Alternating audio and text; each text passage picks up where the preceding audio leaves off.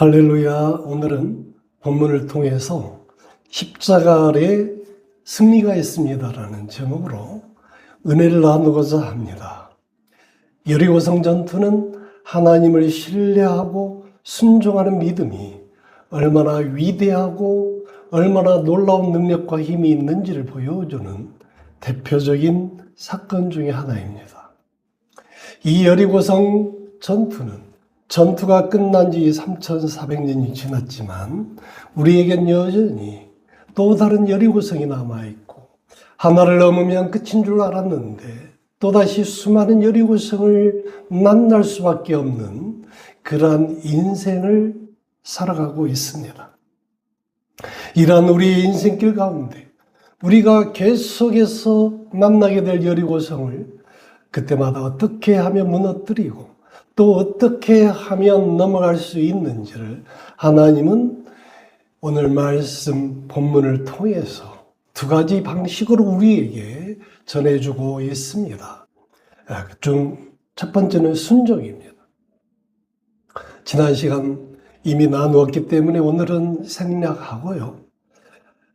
그리고 하나님이 보여주시는 두 번째 방식, 그것은 예배입니다.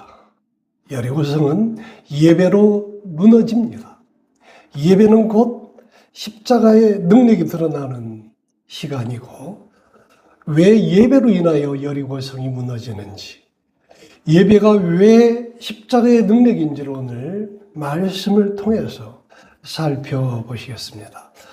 본문에 나오는 이스라엘 백성들의 행군 대응을 보시면 이 행렬은 전투 대응이 아니라 예배 행렬이라 할 수 있는 그런 세 가지 이유가 있어요. 4절 말씀 보시겠습니다. 제사장 7은 7 양각나팔을 잡고 언약궤 앞에서 나아갈 것이요 7째 날에는 그 성을 7번 돌며 그 제사장들은 나팔을 불 것이며. 아멘. 자, 오늘 본문 말씀에서 하나님이 말씀하시는 이 행렬은 전투 대응이 아니고 예배의 행렬이라고 볼 수 있는 그 세 가지 이유가 있다고 했는데, 그 첫 번째는 이들이 불고 있는 나팔이에요. 이스라엘 백성들이 사용하는 나팔은 두 가지가 있습니다. 하나는 은나팔이죠. 또 하나는 양각나팔입니다. 민수기 10장에 의하면 은나팔은 전쟁 때 쓰는 나팔이에요. 반면에 시편 81편 그리고 출애굽기 19장에서는 양각나팔이 나오는데, 이 양각나팔은 제사 지낼 때, 다시 말해서 예배 드릴 때 부는 나팔이라는 것을 알 수가 있어요. 자, 그렇다면 지금은 전쟁 중이니까 당연히 은나팔을 불어야 하는데 하나님께서는 은나팔이 아닌 양각나팔을 불라고 명령하시고 있습니다. 따라서 여리고성의 문제는 전쟁이 아니라 예배로 해결하라고 하신 것이라 볼 수가 있는 거예요. 하나님은 이 전쟁은 하나님을 예배함으로 해결되어지는 문제다라고 선포하고 있는 것입니다. 두 번째 이유는 전쟁이 아니라 예배다. 이 문제는 그렇게 볼 수 있는 두 번째는 여호수아 6장 전체에 나타나고 있는 7이라는 숫자, 7이라고 하는 이 숫자가 가지고 있는 상징성입니다. 여호수아 6장 전체 속에는 7이라는 숫자가 14번이나 반복되고 있어요. 창조의 완성이 7일째에 걸쳐서 이루어지게 되고, 또 7일째 되는 날은 안식일로 거룩히 지키라고 하나님이 명령하시죠. 또 성막과 제사에서 반복되는 7이라는 숫자가 의미하는 것은, 그것은 인간의 힘이 아니라 하나님의 완전한 역사, 하나님의 질서, 하나님의 뜻, 하나님의 섭리를 담고 있다라고 볼 수가 있습니다. 따라서 오늘 이제 본문에서 반복되어지고 있는 7명의 제사장, 7나팔, 7째 날, 7바퀴, 7번 행진, 7일 동안 이런 등등의 표현이 14번이나 반복되어지고 있으면 곧 이 전쟁 전체를 하나님이 설계하셨다. 그리고 이것은 전쟁의 문제가 아니라 예배의 중요성을 당대를 살아가고 있었던 출애굽 백성들뿐만이 아니라 이제 3400년이 지난 오늘 살고 있는 우리 모두에게도 또 앞으로 훗날 하나님의 백성들 모두에게도 이 여리고성 문제를 통해서 전해주시고자 하는 하나님의 뜻이, 하나님의 계획이, 하나님의 안배가 있다라고 말씀드릴 수가 있습니다. 우리 인간들이 만나는 수많은 문제는, 그리고 우리가 무너뜨려야 될 그 여리고성의 문제는 전쟁처럼 보이지만 결국은 그것은 전쟁의 문제가 아니라 예배의 중요성을 알게 하시기 위한 하나님의 뜻이라고 다시 한번 말씀을 드립니다. 오늘날 세례의식과도 같은 구약시대의 의식이 있었죠. 그게 뭐냐면 할례잖아요. 따라서 여리고성 전투를 앞둔 이스라엘 백성들에게 하나님은 요단강을 건너자마자 길가에서, 이제 여리고성을 오는 그 길가에서, 길갈이라는 땅이죠. 그곳에서 모든 전투, 그러니까 어린아이를 제외한 모든 어른들은 할례라는 의식을 치르도록 했어요. 언제 어느 순간에 적들이 쳐들어올지도 모르는 그 절박한 순간에서도 하나님은 이 할례 의식을 통해서 이제 여리고성 전투를 앞둔 이스라엘 백성들이 하나님의 백성으로서 정결한 제사를 드릴 수 있는 그러한 자들이 될 수 있도록, 하나님의 백성들이 될 수 있는 그러한 자격을 부여하신 것이죠. 그래서 이 할례 의식을 통해서 다시는 애굽의 수치를 기억하지 않도록 하겠다라고 약속을 하셨고, 그러한 정결 의식을 통해서 이제 여리고성 전투에 임하는 이스라엘 백성들이 하나님이 어떤 방식으로 이끌고 있는지를 보여주고 있는, 또 세 번째 그 이유가 있는데, 이 행렬은 전투 행렬이 아니고 예배의 행렬이다라고 보여줄 수 있는 세 번째가 뭐냐면, 이 행렬의 중심에는 뭐가 있어요? 언약궤가 있었습니다. 언약궤 앞에는 7명의 제사장들이 또 7개의 양각 나팔을 불 수 있도록 그렇게 하신 그 언약궤의 의미는, 이것은 전투가 아니라 예배이다라고 말씀해주고 있는 것이죠. 엘리 제사장의 아들 홈니와 비니아스도 마찬가지로 언약궤를 들고 전투에 임하게 됩니다. 그러나 그들은 그 언약궤를 빼앗기게 되죠. 그리고 엘리 제사장의 두 아들 홈니와 비니아스는 죽임을 당합니다. 그리고 그 이스라엘 백성들은 그 전투에서 도톰하게 무너지고 말아요. 그 이유는 뭐냐면, 그들은 언약궤를 앞세웠지만 그들은 예배의 형식이 아니라 언약궤를 이용해서 자기들이 이제 자기들의 전쟁을 승리로 이끌기 위한, 자기들의 방식, 자기들의 이익을 채우기 위한 그런 잘못된 방식으로 이 언약궤를 이용했다는 차이가 있습니다. 그러나 오늘 이스라엘 백성들에게 하나님은 언약궤를 중심으로 진정한 예배로 하나님 앞에 나아갈 수 있도록 그렇게 이끌어 주셨는데, 하나님의 이 모습을 통해서 우리에게 주시고자 하는 중요한 메시지가 있다는 것을 우리는 알 수가 있겠습니다. 그게 무엇이냐 하면, 여리고성의 문제는 오직 예배로만이 무너질 수 있다라는 것을 사인하고 있는 것이죠. 그 깊은 안배와 계획을 여리고성 전투를 통해서 우리에게 증거해주고 있는 것입니다. 다시 말해서 하나님은 우리에게 너희들 인생 가운데 여리고성 같은 거대한 그런 문제들이 있을 수 있지만 너희는 그것에 주목하지 말고 그것에 주눅들지 말고 그것 때문에 두려워하지 말고 하나님을 주목하고 강하고 담대한 마음으로 하나님의 그 이끄심을 신뢰하고 하나님께로 온전히 예배의 길로 나아가라고 하는 그런 말씀을 우리에게 증거해 주고 있는 것입니다.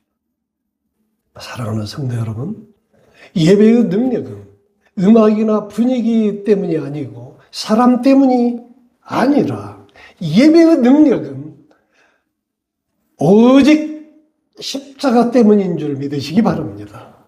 히브리서 10장 19절 우리가 성소에 들어갈 탐력을 얻게 된 것은 오직 예수의 피 때문이라고 말씀해 주고 있습니다. 성소에는 아무나 들어갈 수가 없었어요. 오직 제사장만 들어갈 수 있었습니다. 일반인들이 들어가면 그 순간 죽어요. 또 성소 안에 언약궤를 모시고 있는 것은 지성소예요. 이 지성소는 대제사장만, 그것도 1년에 딱 한 번만 들어갈 수가 있어요. 그리고 이제 성소, 지성소와 일반인들이 들어갈 수 있는 성막 안에 뜰이라는 곳이 있죠. 제사를 지내기 위해서 일반 백성들이 들어갈 수 있는 뜰이라는 넓은 곳과에 이 장막이 있었는데 그 장막이 찢어지게 된 것은 예수님이 십자가에서 이제 피 흘려 돌아가시는 그 순간, 목숨을 거두시는 그 순간, 그 휘장이 성소와 일반인들을 구분하는 그 휘장이 찢어지게 된 것은 바로 십자가 사건으로 인해서다. 따라서 우리 일반인들이 이제 성소에 들어가서 예배를 드릴 수 있는 것은 성전에 들어와서 이렇게 우리가 함께 십자가를 앞에 두고 예배를 드릴 수 있게 된 것은 바로 십자가 그 사건 때문이다. 따라서 그 십자가의 사건은 결국은 우리로 하여금 온전히 예배에 참여할 수 있도록 하시기 위한 하나님의 깊은 뜻이 담겨져 있다라고 말씀을 드립니다.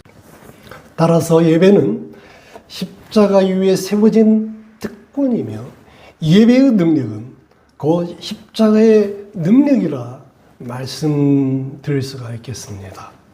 예배는 단순한 어떤 그런 의식이 아니라 전쟁의 자리에서 승리케 하시고 또 회복의 자리에서 하나님이 우리를 마침내 이렇게 세워주시는 회복할 수 있는 은혜의 자리로 이끄시는 그러한 승리의 자리요 은혜의 자리인 것입니다.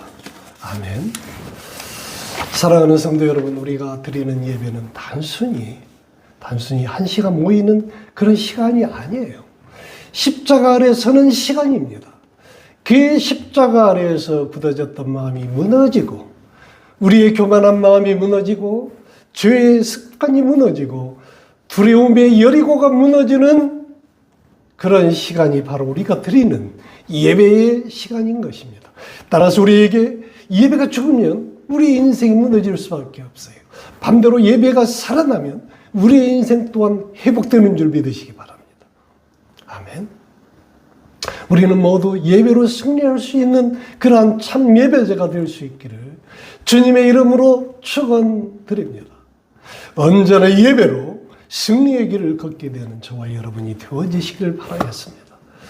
이상과 같이 우리가 순종함으로 예배의 자리에 나아갈 때 반드시 함께 해야 할 필요 충분 조건이 하나가 더 있어요.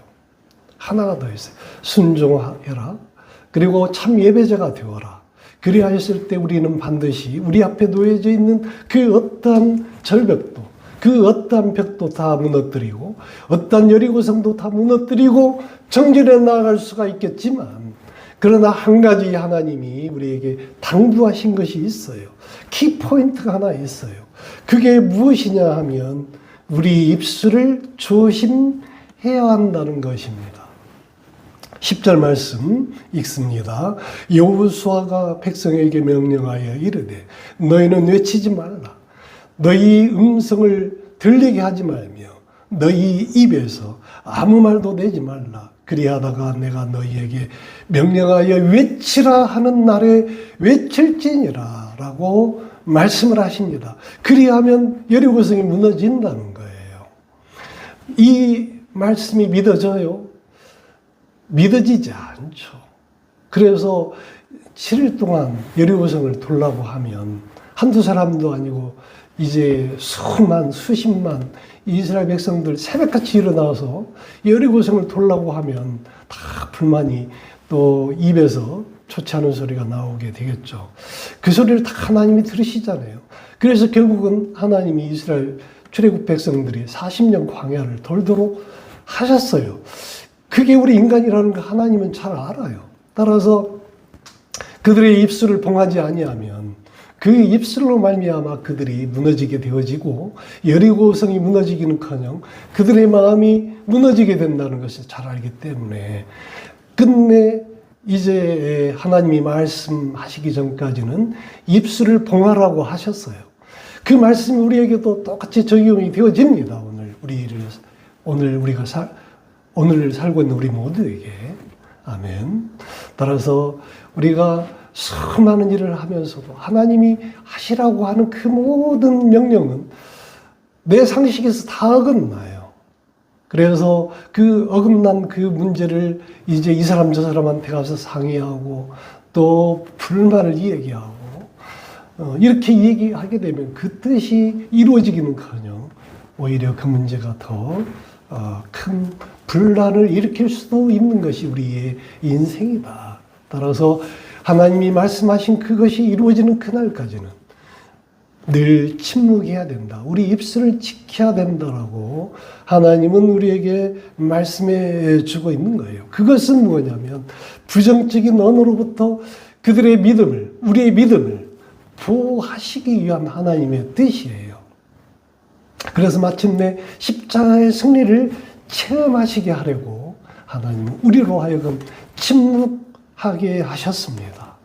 따라서 우리는 어떠한 경우에도 이해가 되지 않을지라도 또 불만이 하늘을 찌를지라도 또 아무리 힘들고 어려울지라도 마침내 그 여리고성이 무너지는 것을 보게 될 그 순간까지는 절대로 우리는 침묵을 지키고 나아가야만 하겠습니다. 사람들은요, 자기 상식에 맞지 않으면 또 자기 수준에 맞지 않은 경우에는 불평을 쏟아냅니다. 그런데 그 부정적인 이야기를 내뱉는 순간에 누가 가장 먼저 그 말을 듣게 되나요? 그렇습니다. 내가 가장 먼저 들어요.